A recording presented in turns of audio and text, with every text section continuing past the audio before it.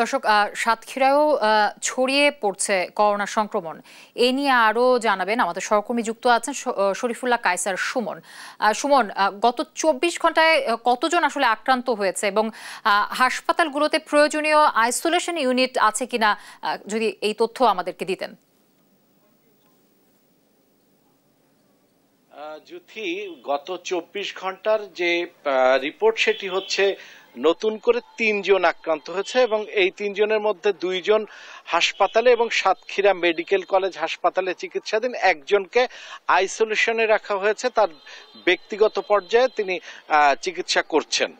এই হচ্ছে 3 জন। কিন্তু আপনাকে বলে রাখা দরকার যে বাংলাদেশের যে দীর্ঘতম যে সীমান্ত সেটি হচ্ছে সাতক্ষীরার এই দীর্ঘ যে জল এবং স্থল সীমান্ত রয়েছে, এই সীমান্তে এখন বর্তমানে যে কোনো সময়ের থেকে বেশি লক্ষ্য করা গিয়েছে যে সেখানে পাহারা দেয়া হচ্ছে যাতে কোনো অবৈধ যাত্রী বা অবৈধ যাতায়াত না হয়, সেটি বন্ধ রয়েছে। তবে যেহেতু বন্দর খোলা রয়েছে, বাংলাদেশের দ্বিতীয় বৃহত্তম ভূমধ্যস্থল বন্দর, সেখানে একদিক থেকে যাতায়াত বন্ধ থাকলেও ভারত থেকে কিন্তু আসতে পারছে।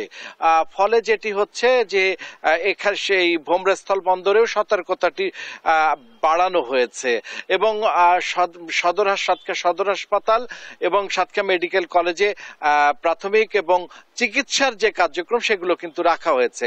যেহেতু আপনি জানেন যে করোনাকালীন সময়ে একটি বড় দুর্ঘটনা ঘটে, সেটি হচ্ছে অক্সিজেনের অভাবে একটি বড় মৃত্যুর ঘটনা বিগত দিনে ঘটেছে, যে কারণে কোনো ধরনের অপ্রীতিকর ঘটনা যাতে না ঘটে তার জন্য স্বাস্থ্য বিভাগ যথাযথ প্রস্তুতিও রেখে দিয়েছে এবং একই সাথে স্বেচ্ছাসেবী প্রতিষ্ঠান, স্বাস্থ্য বিভাগ এবং প্রশাসনের পক্ষ থেকে বিভিন্ন সতর্কতামূলক কার্যক্রমও পরিচালনা করা হচ্ছে। এই ছিল সাতক্ষীরার যে করোনার পরিস্থিতি তার সর্বশেষ জ্যোতি।